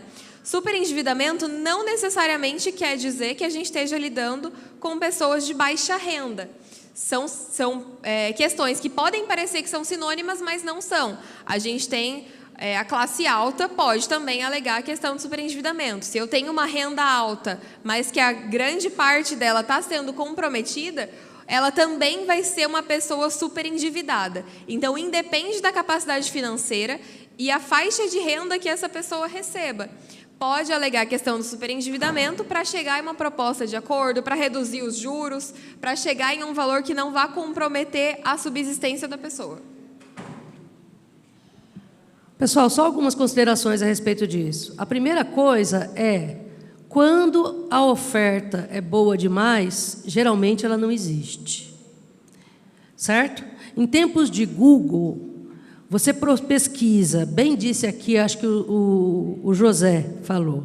Em tempos de Google, se você pesquisar, quero dar uma bicicleta para minha neta, bicicleta infantil, tenha certeza, você vai ficar recebendo, nos próximos meses, ofertas de bicicleta infantil. E é isso que ela falou, vai vir uma bicicleta infantil de uns sites YB, que barato show, que barato isso, que barato aquilo, e você nunca vai receber isso, muito provavelmente. Por quê? Porque a pessoa não existe. Então, assim, algumas regras para isso, que fogem um pouquinho do que nós estamos falando, mas é interessante. Existe um site chamado Reclame Aqui. Esse site é muito importante. Por quê? Você é só colocar Reclame Aqui e coloca o nome da empresa nesse Reclame Aqui. É uma plataforma de todos os... Não necessariamente de gente que entrou com ação judicial, mas gente que não foi bem atendido. Então, você pode perceber se aquela empresa que você está comprando tem ou não tem reclamação. Toda vez que eu entro contra uma financeira, porque a desgraça pouco é bobagem, quem engana a gente hoje em dia não é só bancão grande, é aqueles 300 e tantas financeiras, esse tipo de coisa, certo? Então, toda vez que eu vejo uma que eu não conheço, eu ponho no Reclame Aqui e vejo a capivara dela no respeito ao consumidor. Sobre empréstimo consignado, durante a pandemia, o que é impossível a gente imaginar de gente tirar proveito da pandemia, aconteceu e aconteceu muito. O que acontece?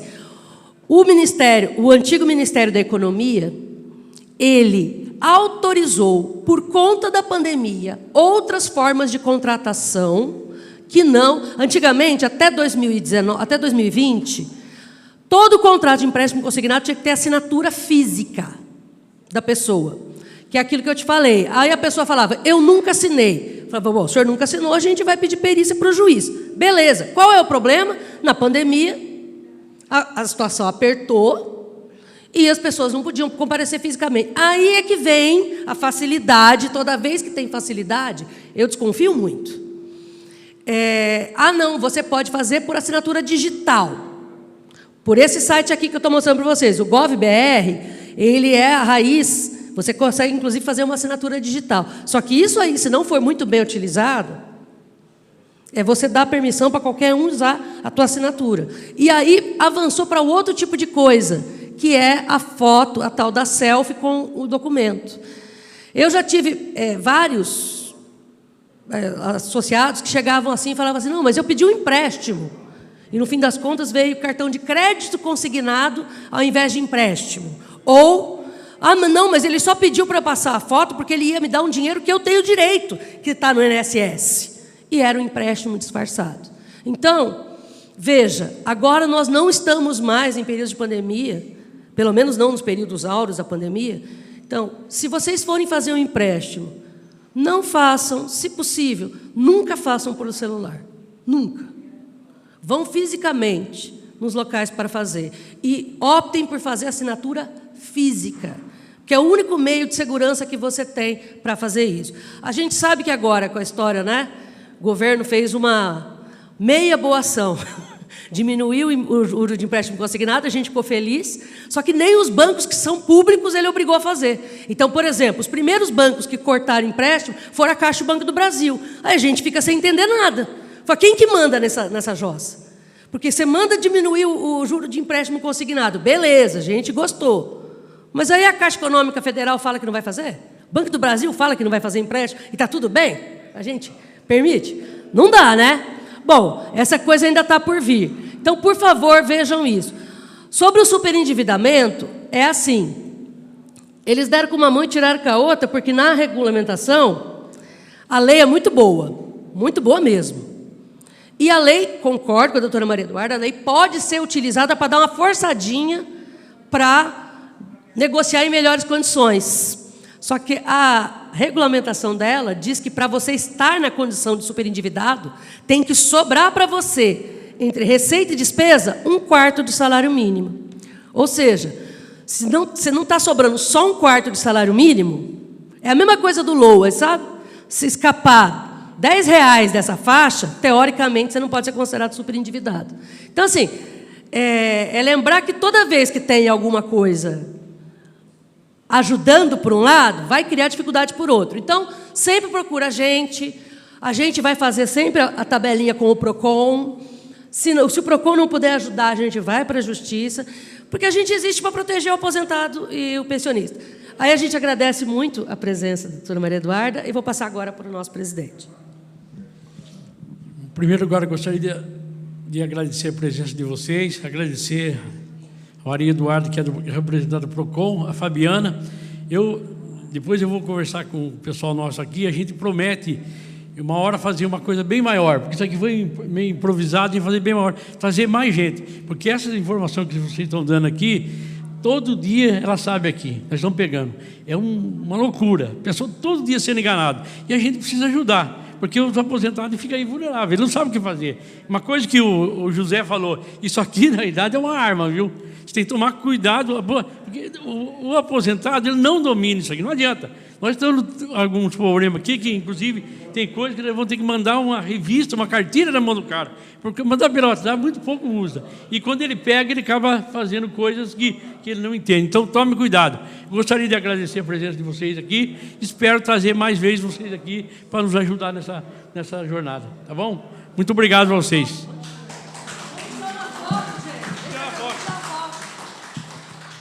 Vem para cá, gente. Vamos tirar uma foto.